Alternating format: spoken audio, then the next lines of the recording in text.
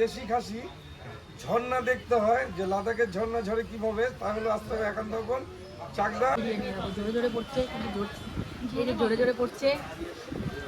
সুপ্রভাত সবাইকে। রিয়ার কাহিনী নতুন একটি ব্লগে সবাইকে স্বাগত জানাই। তো সকালবেলা থেকে ভিডিওটা শুরু করছি। আমি এখানে যোগা করছিলাম আর মা সকালবেলা রেডি হয়েছে বাজারে যাওয়ার জন্য। বলছে দাদা ওরা যখন ঘুমোচ্ছে থাক, আমিই বাজারে চলে যাই। তারপর দেখো এখানে বৌদি আর আমি বসে গেছি কাগজের ফুল বানাতে। আসলে সোনামার কমপ্লিট হয়ে গেছে, 3 মাস কমপ্লিট হয়ে গেছে এই 2-3 দিন আগে, কিন্তু ফটোশ্যুটটা করা হয়নি। ওই জন্য এখন ফুল বানানো হচ্ছে। আজকে সোনামাকে একটু সাজিয়ে ফটোশ্যুট করা হবে, এই জন্য বৌদি আমি দাদা সবাই মিলে ফুল বানাচ্ছি, কাগজের ফুল। এগুলো আগের দিন কিনে নিয়ে এসছে দাদা। তো দেখো এই ঘর, আইসক্রিম, স্টার, গাছ, এই পাখি একটা বানিয়েছি, এগুলো সব আমি বানিয়েছি। আর ওরা ওদিকে ফুল বানাচ্ছে, আমিও অল্প কয়েকটা ফুল বানিয়েছি। তারপরে ভাবলাম যে একঘেয়েমে ফুল ভালো লাগে না, ওই জন্য একটু ইউনিক কিছু বানাই। লজেন্স, পাখি, এগুলো আমি বানিয়েছি। আর দাদা ওদিকে ফুল বানাচ্ছে। আর এই যে ইমলি লেখাটা আর ইমু লেখাটা, এটা দাদাই লিখছে। আর বৌদিও করছিল, তো বৌদি একটু রান্নাঘরে গেল। আর এদিকে আমরা 3 জনে বসে, অমিত, আমি, দাদা বসে এইগুলো বানাচ্ছিলাম। তারপর দেখো রান্নাঘরে মা এখানে চিকেন বসিয়ে দিয়েছে। তো আজকে আমাদের চিকেনই হচ্ছে দুপুরে। আরও কি হচ্ছে তোমাদের চলো দেখাচ্ছি। ওদিকে আমার ব্রাউন রাইসটাও হয়ে গেছে মনে হয়, মাই করে রেখেছে। এই যে আমার ব্রাউন রাইসটা, আর নিচেরটা হাঁড়িটায় সবার ভাত আছে। এখানে খারকোল বাটা করেছে, এগুলো দুপুরেরটা দেখাচ্ছি। সকালে কিন্তু ওদের সবার খাওয়া হয়ে গেছে। আর এখানে একটু লোটে মাছ আছে সকালের, দেখো। আর এদিকে সোনামা গালে হাত দিয়ে টেনশনে পড়েছে। ওর মার ফুল বানানোই হচ্ছে না সকাল থেকে, কখন যে শেষ হবে আর ওকে কোলে নেবে, খুব টেনশনে আছে। তো দেখো আমাদের প্রায় সাজানো গোছানো কমপ্লিট। এই যে এখন দুপুরবেলা মানে খাওয়ার আগে এটা করছিলাম। এই যে ওরা দুজনে মিলে সাজাচ্ছে, আর আমি সাইডে রিং লাইট লাগিয়ে দিয়েছি।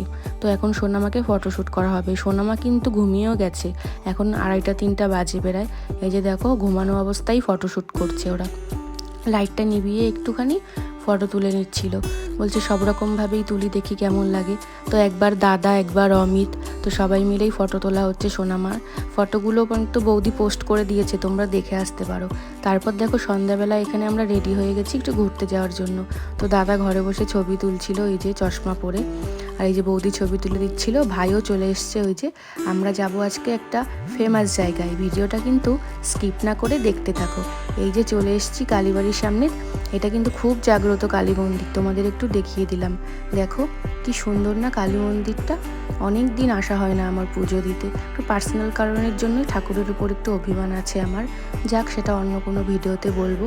দেখো আমরা বেরিয়ে পড়েছি আমতলা। এই যে আমতলা ক্রসও করে ফেললাম, মুদির দোকানের সামনে দিয়ে। মুদির দোকানটাও তোমাদের একটু দেখিয়ে দিলাম। তো স্টেশনে এসে খুব গরম লাগছিল, খুব গরম পড়েছে। এখান থেকে একটা কোল্ড ড্রিঙ্কস নিয়ে নিলাম, আর দাদা ওদিকে টিকিট কাটছিল। তারপর দেখো এই যে স্টেশনে আমরা চলে আসলাম। স্টেশন ফাঁকাই ছিল, যেহেতু অনেকটা রাত হয়ে গেছে, আমরা 7:30টারও পরে ট্রেন ধরেছি, তো সেরকম একটা লোক ছিল না। এই যে আমাকেও একটু দেখিয়ে দিলাম ভিডিও করে। আমি তো বেশিরভাগ আমার ভিডিওতে আমাকেই তোমরা দেখতে পাও না, ওই জন্য বৌদিকে বললাম যে একটু ভিডিও করো। আসলে নিজে ভিডিও করি বলে বেশি আসা হয় না। এখানে দেখো চাকদায় নেমে পড়েছি, এটাও খুব একটা বিখ্যাত কালী মন্দির, মানে জাগ্রত। এই যে চলে এসেছি আমরা ফেমাস দোকানে, একান্ত আপন, সেই ঝরে ঝরে পড়া কাকুর বিরিয়ানিতে। এই দোকানটায়, রেস্টুরেন্টটায় কিন্তু আমরা আগেও এসেছি পুজোর সময়, মানে আমি, ভাই আর অমিত। তখন দাদা বৌদি আসেনি। তো আমাদের বিরিয়ানিটা খেয়ে খুব ভালো লেগেছিলো, ওই জন্য আবার আসলাম। তো আমরা উপরেই সিটেই বসেছি, মানে উপরের সেই ফ্লোরেই বসেছি। নিচের ফ্লোরটা একটু ভিড় ছিল, আর যেহেতু আমরা 5 জন ছিলাম, তো উপরে মানে চেয়ারগুলো বড় বড়, কমফোর্টেবলভাবে বসতে পারবো সোফার মতন। এই যে আমি এখন মেনু কার্ড দেখছিলাম কি অর্ডার করব। যদিও জানি যে আমরা বিরিয়ানি খেতেই এসেছি, তবুও একটু মেনু কার্ড নিয়ে একটু মানে ভিডিও করবো বলে একটুখানি করলাম। আর দাদা ভিডিওটা করে দিল। এই দেখো এই লোকটার নামটা আমার ঠিক মনে পড়ছে না, এই লোকটাও কিন্তু এই রেস্টুরেন্টটায় এসেছিল। মানে এই যে দেখো ভিডিওটা এবার অর্ডার হয়ে গেছে তো? হ্যাঁ অর্ডার হয়ে গেছে। হ্যাঁ হ্যাঁ, একটু বলো তোমার দোকানের সম্বন্ধে। তা আমরা কি বলবো, তা বলবেন তো আপনারা। আমরা শুধু এইটুকু বলবো যে আমাদের মটন কি হবে, ঝোল ঝোল করবো। ঠিকানা বলো। ভেটকি মাছের ফিশ ফ্রাই খেতে হলে হ্যাঁ, আসতে হবে একান্তপন চাকদায়। আর যদি দেশি খাসি ঝর্ণা দেখতে হয় যে লাদাখের ঝর্ণা ঝরে কিভাবে, তাহলে আসতে হবে একান্তপন চাকদা।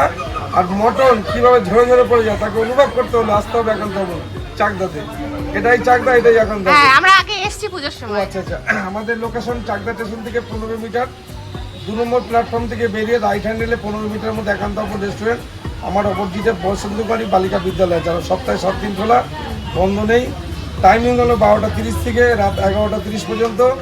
প্রত্যেকটা মানুষকে আবেদন করব যে আসুন ছুটি কাটাতে চাকদা একান্ত করে সুস্বাদু মটন বিরিয়ানি খেয়ে অনুভব করুন যে মটনটা শুধু ঝরে ঝরে পড়বে, ঝরে ঝরে পড়বে। টাটা। তারপর আমরা খাবার অর্ডার করেছিলাম। এই যে ওরা মাটন বিরিয়ানি খাচ্ছে, আমি তো মাটন খাই না, ওই জন্য আমি চিকেন বিরিয়ানি নিয়েছি। তো ওদের 4 জনেরটা আগে দিয়েছে, এই যে এরপর আমারটা দেবে। দেখো আমাদের মানে ওদের 4 জনের বিরিয়ানিগুলো দেখেই মানে লোভ লাগছে, জিভে জল চলে এসছে। তারপর দেখো এই যে আমারটাও দিয়ে দিয়েছে।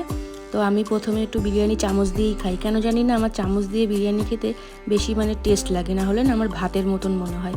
তো কিছু সময় আমি চামচ দিয়ে খাই, তারপর দেখি যখন আর কিছু হচ্ছে না, মাংস মানে ছিঁড়ে খেতে পাচ্ছি না, মানে বাঙালি তো অভ্যাস না থাকলে চামচ দিয়ে খাওয়ার যা হয়।